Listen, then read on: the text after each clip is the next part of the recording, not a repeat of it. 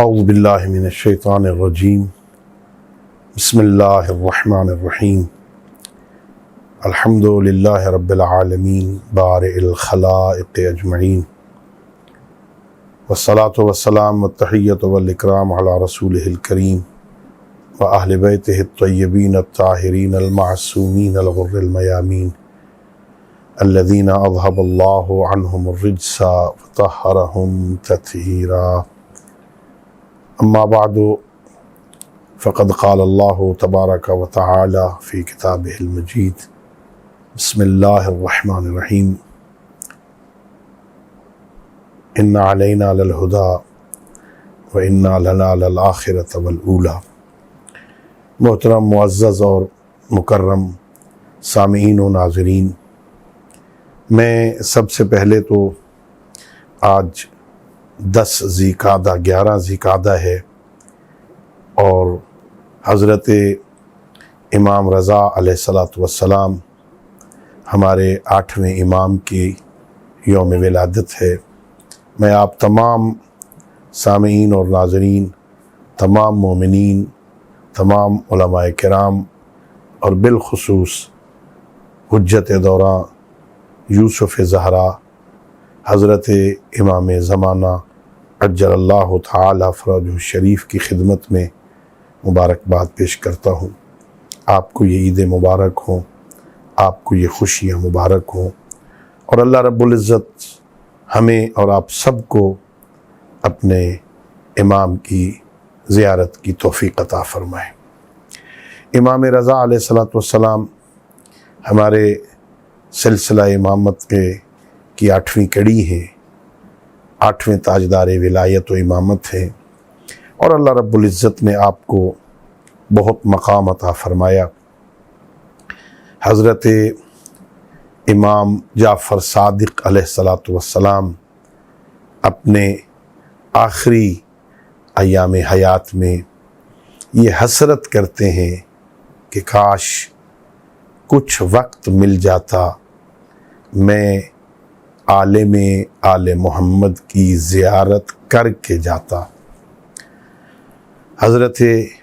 امام جعفر صادق علیہ السلام کی یوم شہادت کے حوالے سے 2 روایتیں ہیں، ایک 15 شوال اور ایک 25 شوال، اور امام رضا علیہ السلام کی یوم ولادت 21 ذی القعدہ ہے۔ 25 شوال اور 11 ذی القعدہ میں کتنا فاصلہ ہے۔ ہمارے امام حسرت کر رہے ہیں، کاش کچھ فرصت مل جاتی، میں عالم آل محمد کی زیارت کر کے جاتا۔ حضرت امام رضا علیہ السلام ظاہر امام ہیں، حجت خدا ہیں، حجت دوراں ہیں، معصوم ہیں، نائب رسول ہیں۔ امامت کے سارے شرائط آپ میں بدرجہ اتم موجود ہیں، اور آپ کی زندگی کے کچھ مخصوص واقعات بڑے تاریخ میں بڑے اہتمام کے ساتھ انہیں نقل کیا گیا ہے۔ ان میں سے ایک وہ سلسلۃ الذہب، جب آپ مدینہ سے مامون کی دعوت پر آتے ہیں اور نیشہ پور کے علاقے میں پہنچتے ہیں تو کئی ہزار لوگ کلمے سنبھال کے، کاغذ سنبھال کے کھڑے ہیں اور خواہش کرتے ہیں فرزند رسول زیارت بھی کروائیے اور اپنی زبان مبارک سے پیغمبر گرام اسلام کی کسی حدیث کی تلاوت فرمائیے۔ تو آپ نے اپنے محمل کا پردہ ہٹایا اور ایک مرتبہ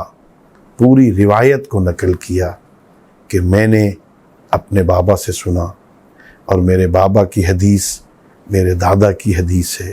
انہوں نے میرے دادا سے سنا، میرے دادا نے حضرت امام محمد باقر علیہ السلام سے سنا، انہوں نے حضرت امام زین العابدین سے سنا،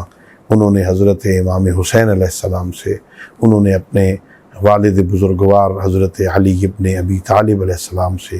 انہوں نے پیغمبر گرامی اسلام صلی اللہ علیہ وآلہ وسلم سے، انہوں نے حضرت جبرائیل علیہ السلام سے، اور انہیں اللہ نے کہا کہو کلمۃ لا الہ الا اللہ حصنی فمن دخل فی حصنی امن من عذابی، لا الہ الا اللہ میرا قلعہ ہے، مضبوط قلعہ ہے، جو اس میں داخل ہو گیا وہ میرے عذاب سے بچ گیا۔ یہ کہہ کے آپ نے پردہ گرا دیا، اور پھر ایک مرتبہ چند قدم ابھی اونٹ آگے چلا تھا کہ پھر پردہ ہٹا کے فرمایا بشرطہا وہ شروطہا وانا من شروطہا، ہاں لیکن صرف کلمہ توحید نہیں، اس کی کچھ شرائط بھی ہیں اور میں ان کے شرائط میں سے ہوں۔ اور یہ جو آپ نے روایت ذکر کی کہ میں نے اپنے بابا سے سنا، انہوں نے میرے دادا سے سنا، انہوں نے میرے پردادا سے سنا، یہ سلسلہ جو روایت کا نقل کیا ہے نا، اس کو سلسلۃ الذہب سے تعبیر کرتے ہیں، اور بہت بڑے علماء اہل سنت میں سے ایک امام ہیں، اور صرف امام عام امام نہیں ہیں، لوگ ان کی تقلید بھی کرتے ہیں اور ان کے نام سے پورا مسلک ہے۔ وہ کہتے ہیں کہ یہ جو نام اس میں آئے ہیں، اگر یہ کسی مردہ پہ پڑھے جائیں اور وہ زندہ ہو جائے تو تعجب نہ کرنا، یہ ایسے عظیم نام ہیں۔ تو اللہ نے ہمیں ایسا عظیم امام آج 11 ذیقعدہ کو عطا فرمایا ہے۔ میں آپ تمام حضرات کی خدمت میں مبارکباد پیش کرتا ہوں، اللہ آپ کو یہ خوشیاں مبارک فرمائے، اور ان آئمہ ہدیٰ علیہ السلام کے صدقے میں ہم سب کے گناہ معاف فرمائے۔ امام معصوم کی ولادت کے صدقے میں اللہ بے اولاد نوجوان عزیزوں کو اولاد نرینہ عطا فرمائے، اور ہم سب کو ان کی سیرت طیبہ پر عمل کی توفیق عطا فرمائے۔ وآخر دعوانا ان الحمد للہ رب العالمین۔